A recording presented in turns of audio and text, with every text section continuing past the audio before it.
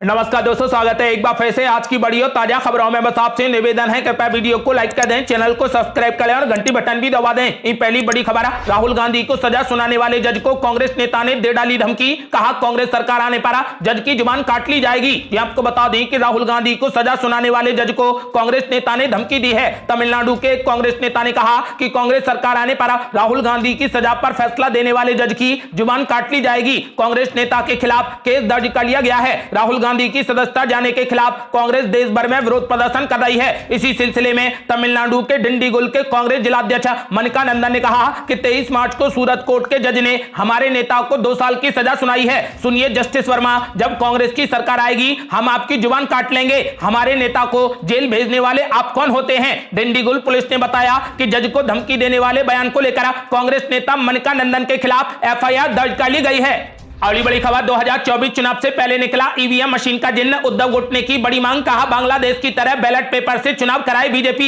ये आपको बता दें कि बांग्लादेश की शेख हसीना सरकार ने इस साल के आम चुनाव में ईवीएम मशीन का इस्तेमाल नहीं करने पर सहमति जता दी है। केवल भारत ही नहीं बल्कि बांग्लादेश में भी ईवीएम मशीन राजनीतिक विवाद की वजह रही है। अब भारत के पड़ोसी देश में ईवीएम मशीन हटाने और बैलेट पेपर के जरिए लोकसभा चुनाव कराने के फैसले के बाद भारत में भी राजनीति तेज हो गई है। सामना के संपादकीय में इसे लेकर ठाकरे गुट ने बीजेपी को आड़े हाथों लिया है और कई गंभीर आरोप लगाए हैं। संपादकीय में आरोप लगाते हुए लिखा गया है कि भारत में लोकतंत्र की हत्या रोजाना हो रही है और लोकतंत्र बचाने के लिए विपक्ष रोजाना सड़कों पर उतर रहा है, लेकिन लोकतंत्र के नाम पर जारी तानाशाही की गाड़ी तेजी से दौड़ रही है। अवैध मार्ग से चुनाव जीतकर तानाशाह सत्ता में आते हैं और हमेशा के लिए कुर्सी से चिपक कर बैठ जाते हैं। दुनिया भर में और हिंदुस्तान में यही चल रहा है। इलेक्ट्रॉनिक वोटिंग मशीन यानी ईवीएम मशीन हैक करके बीजेपी लोकसभा चुनाव जीतती है। बीजेपी की लोकप्रियता और विजय का रहस्य उस ईवीएम मशीन में है। इसीलिए इस पद्धति को बंद करके फिर से बैलेट पेपर से चुनाव कराए जाएं।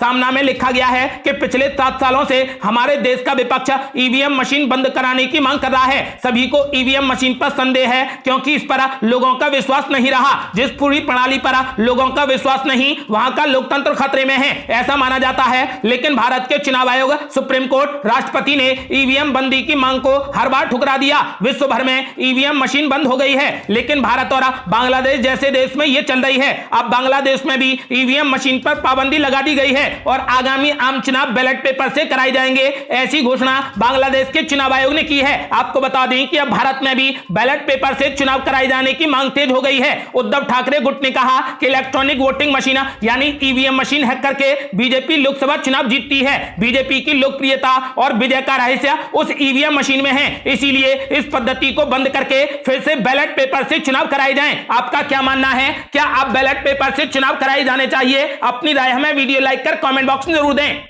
अगली बड़ी खबर, शरद पवार के बयान के बाद बीजेपी ने कांग्रेस पार्टी पर बोला जोरदार हमला। कहा राहुल गांधी का करियर चमकाना है मकसद। ये आपको बता दें कि एनसीपी चीफ शरद पवार के अडानी मुद्दे पर जेपीसी जांच की मांग को गलत बताने के बाद बीजेपी ने एक बार फिर कांग्रेस के मजे लेना शुरू कर दिया है। बीजेपी का कहना है कि धीरे धीरे हर कोई कांग्रेस का साथ छोड़ रहा है। उनके इस बयान से विपक्षी एकता पर भी सवाल उठने शुरू हो चुके हैं। अब इस मामले को लेकर कानून मंत्री किरेन रिजिजू का भी बड़ा बयान सामने आ चुका है। किरेन रिजिजू ने कहा कि वो इस विषय पर ज्यादा कुछ नहीं कहेंगे क्योंकि सुप्रीम कोर्ट ने कमेटी बनाई है, लेकिन यह सारा मुद्दा केवल राहुल गांधी के करियर को चमकाने के लिए उठाया जा रहा है। किरेन रिजिजू ने कहा कि राहुल गांधी अब पॉलिटिकली फेल हो गए हैं। देश हमेशा केवल संविधान से चलता है। अगली बड़ी खबर, 21 दिन तक हुआ हंगामा, सिर्फ 6 बिल हुए पास, बजट सत्र में बर्बाद हो गया टैक्स पेयर का 200 करोड़ रुपए। इसका जिम्मेदार कौन? ये आपको बता दें कि पहले संसद का बजट सत्र हंगामे की भेंट चढ़ा और अब इस पर राजनीति शुरू हो गई। शुक्रवार को कौशांबी में गृह मंत्री अमित शाह ने संसद नहीं चलने देने के लिए कांग्रेस को जिम्मेदार ठहरा दिया। गृह मंत्री अमित शाह ने कहा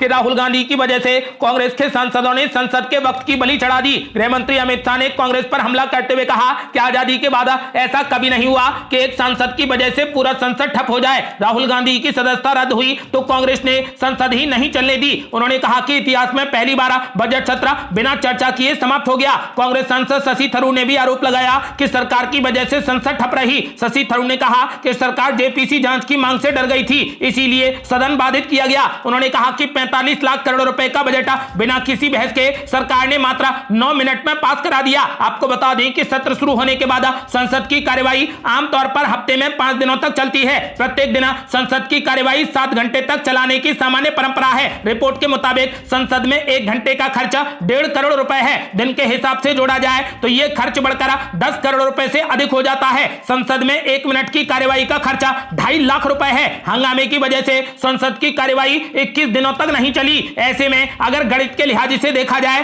तो करीब 210 करोड़ रुपए का नुकसान हुआ है। अब सवाल यही उठता है कि आखिर टैक्स पेयर्स का ये 200 करोड़ रुपए जो बर्बाद हुआ है, इसका जिम्मेदार कौन है? अगली बड़ी खबर, कांग्रेस पार्टी ने बीजेपी पर बोला जोरदार हमला। कहा बीजेपी से बड़ी फेक न्यूज की फैक्ट्री दुनिया में कोई नहीं। ये आपको बता दें कि भारतीय राष्ट्रीय कांग्रेस ने आज एक प्रेस कॉन्फ्रेंस करा। सरकार द्वारा लाई जाने वाले आईटी नियम संशोधन बिल को लेकर सरकार की आलोचना की। कांग्रेस प्रवक्ता सुप्रिया श्रीनेत ने कहा कि इस देश के मीडिया को पीएमओ का चपरासी नियंत्रित करता है। अब इस नियम की वजह से सरकार सोशल मीडिया पर भी आवाजों को दबाने का काम करेगी। कांग्रेस प्रवक्ता ने कहा कि जब पहले से ही इस देश की मीडिया को पीएमओ का चपरासी अपने व्हाट्सएप से चलाता है, उस दौर में अल्टरनेट मीडिया पर ही स्वतंत्र खबरें आती हैं। लेकिन अब सरकार सोशल मीडिया पर भी उनको असहज करने वाली खबरें ट्विटर, फेसबुक, यूट्यूब, व्हाट्सएप और तमाम ऐसे प्लेटफॉर्म पर चलाने की कोशिश करेगी। आपको बता दें कि कांग्रेस प्रवक्ता सुप्रिया श्रीनेत ने कहा कि बीजेपी से बड़ी फेक न्यूज की फैक्ट्री दुनिया में कोई नहीं है। उन्होंने कहा कि फेक न्यूज के सबसे बड़े सरगना बीजेपी आईटी सेल के हेड हैं। अगली बड़ी खबर, पीएम मोदी ने किया जबरदस्त रोड शो। विपक्ष पर बोला जोरदार हमला। बोले तिलमिलाए हुए हैं भ्रष्टाचारी। कोर्ट ने भी दे दिया बड़ा झटका। ये आपको बता दें कि पीएम नरेंद्र मोदी ने चेन्नई में जबरदस्त रोड शो किया। इस दौरान सड़क के दोनों तरफ बड़ी संख्या में लोग मौजूद रहे। पीएम मोदी ने विपक्ष पर जोरदार हमला बोला। पीएम मोदी ने कहा कि इनके 3 मतलब सच थे। पहला ये कि इनके ही परिवार की जय जयकार हो, दूसरा करप्शन का पैसा इनके पास आता रहे, और तीसरा जो पैसे गरीब के लिए भेजे जाते थे वो पैसे इनके भ्रष्ट इको सिस्टम के अंदर बांटने में काम आ जाएं। ये तिलमिलाए हुए हैं, बौखलाहट में कुछ भी किए जा रहे हैं। कुछ दिन पहले ऐसे कई राजनीतिक दल कोर्ट पहुंच गए और कहा कि हमें सुरक्षा दो कि हमारे भ्रष्टाचार की किताबें कोई ना खोले। कोर्ट ने वहां भी इन्हें जोरदार झटका दे दिया है। पीएम मोदी ने कहा कि हमने देश भर में डिजिटल पेमेंट की व्यवस्था बढ़ाई है, लेकिन ऐसा पहले क्यों नहीं हुआ? इसलिए नहीं हुआ क्योंकि परिवारवादी ताकतें व्यवस्था पर, सिस्टम पर अपना कंट्रोल छोड़ना नहीं चाहती थी। किस लाभार्थी को क्या लाभ मिले, कितना लाभ मिले, यह नियंत्रण ये परिवारवादी अपने ही पास रखना चाहते थे। लेकिन अब ये भ्रष्टाचारी तिलमिलाए हुए हैं क्योंकि कोर्ट ने भी इन्हें जोरदार झटका दे दिया है। अगली बड़ी खबर, तेलंगाना के मुख्यमंत्री केसीआर ने पीएम मोदी का नहीं किया स्वागत। पीएम मोदी ने बोला जुबानी हमला। यह आपको बता दें कि प्रधानमंत्री नरेंद्र मोदी ने तेलंगाना के मुख्यमंत्री केसीआर और उनकी राजनीति पर हमला करते हुए कहा कि कुछ मुट्ठीभर लोग विकास कार्यों से बौखलाए हुए हैं। ऐसे लोग जो परिवारवाद, भाई भतीजावाद और भ्रष्टाचार को पोषित करते रहे, उन्हें काम करने वाले लोगों से परेशानी हो रही है। इन्हें देश समाज के भले से कोई भी लेना देना नहीं है। इन्हें सिर्फ अपने कुनबे को फलता फूलता देखना पसंद है। तेलंगाना को ऐसे लोगों से सतर्क रहना चाहिए। तेलंगाना के लोगों के विकास को लेकर जो सपना आपने देखा था उसको पूरा करना केंद्र की एनडीए सरकार अपना कर्तव्य समझती है। पीएम मोदी ने कहा कि हम सबका साथ, सबका विकास, सबका विश्वास और सबका प्रयास के मॉडल को लेकर आगे बढ़ रहे हैं। आपको बता दें कि इस दौरान पीएम नरेंद्र मोदी ने सिकंदराबाद से तिरुपति के लिए शुरू होने वाली वंदे भारत एक्सप्रेस ट्रेन को हरी झंडी दिखा दी। हालांकि तेलंगाना के मुख्यमंत्री केसीआर इस कार्यक्रम में भी हिस्सा लेने नहीं पहुंचे। अगली बड़ी खबर, सरकार के फैक्ट चेक निकाय बनाने पर जमकर बरसे कपिल सिब्बल। बोले अमित शाह कहते हैं कि लोकतंत्र खतरे में नहीं। यह आपको बता दें कि केंद्र सरकार ने फर्जी खबरों से निपटने के लिए एक नियामक व्यवस्था बनाने का फैसला किया है। हालांकि सरकार के इस कदम की आलोचना भी शुरू हो गई है। अक्सर केंद्र सरकार को निशाने पर लेने वाले राज्यसभा सांसद कपिल सिब्बल ने एक बार फिर इस मुद्दे पर सरकार को जमकर घेरा है। कपिल सिब्बल ने कहा कि अब सरकार यह तय करेगी कि क्या फर्जी है और क्या नहीं, और केंद्रीय गृह मंत्री अमित शाह कहते हैं कि लोकतंत्र खतरे में नहीं है। कपिल सिब्बल कहा क्या पीआईबी फैसला करेगा कि क्या फर्जी है और क्या नहीं, और वो इसे नोटिफाई भी करेगा। अगर ऑनलाइन प्लेटफॉर्म इसे नजरअंदाज करते हैं तो उनके खिलाफ कड़ी कार्रवाई की जाएगी। अब ये सरकार तय करेगी। और अमित शाह कहते हैं कि लोकतंत्र खतरे में नहीं है। बीते दिनों राहुल गांधी के लंदन में दिए गए बयान में कहा गया था कि भारत में लोकतंत्र खतरे में है। इस पर केंद्रीय गृह मंत्री अमित शाह ने एक जनसभा के दौरान राहुल गांधी पर पलटवार करते हुए कहा था कि लोकतंत्र खतरे में नहीं है, बल्कि आपका परिवार और खानदानी राजनीति खतरे में है। माना जा रहा है कि कपिल सिब्बल ने अपने ताजा बयान में अमित शाह के उसी बयान को लेकर पलटवार किया है।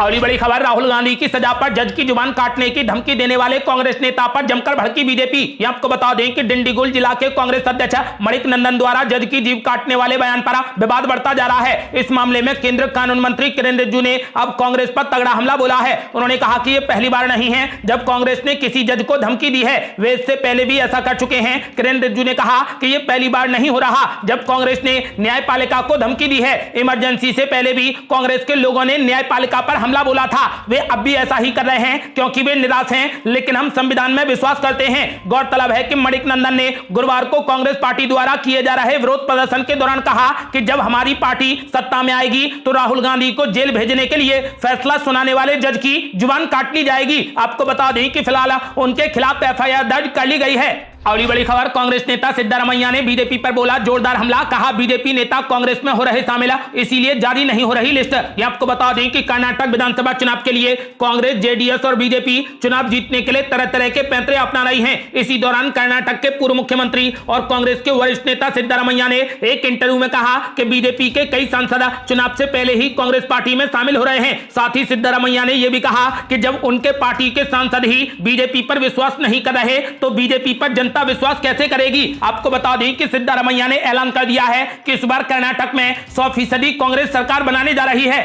अगली बड़ी खबर, कर्नाटक में टिकट बंटवारे पर बीजेपी में महामंथन। आधी रात तक चली मीटिंग, 10 अप्रैल को जारी होगी सूची। यहां आपको बता दें कि कर्नाटक विधानसभा चुनाव में बीजेपी और कांग्रेस पार्टी में कांटे की टक्कर है। शुक्रवार देर रात दिल्ली में बीजेपी अध्यक्ष जेपी नड्डा के घर पर हुई बैठक में कर्नाटक में टिकट बंटवारे को लेकर जमकर चर्चा हुई। बैठक में गृह मंत्री अमित शाह, कर्नाटक के मुख्यमंत्री बसवराज बोम्मई, बीएस येदियुरप्पा समेत कई बड़े नेता मौजूद थे। करीब 3 घंटे तक चली इस मीटिंग में उम्मीदवारों के नाम पर चर्चा तो हुई, लेकिन लिस्ट फाइनल करने के लिए आज एक और बैठक की गई। आपको बता दें कि कर्नाटक विधानसभा चुनाव में उम्मीदवार तय करने के लिए आज फिर से दिल्ली में बीजेपी की बड़ी बैठक हुई। 10 अप्रैल को कर्नाटक को लेकर पहली सूची जारी कर दी जाएगी। आपको बता दें कि बीजेपी ने टारगेट दिया है कि 10 अप्रैल को लगभग पहली सूची जारी कर देंगे। ये थी अब तक की बेहद बड़ी खबरें। आपका क्या मानना है, क्या कर्नाटक में इस बार कांग्रेस पार्टी बीजेपी को हराने में कामयाब होगी? अपनी राय हमें वीडियो लाइक कर कमेंट बॉक्स में जरूर दें। ऐसी ही ताजा और न्यू अपडेट जानने के लिए हमारे चैनल को लाल बटन दबाकर सब्सक्राइब करें और घंटी बटन भी दबा दें। जल्दी मिलते हैं बड़ी अपडेट के साथ, तब तक के लिए जय हिंद, जय भारत।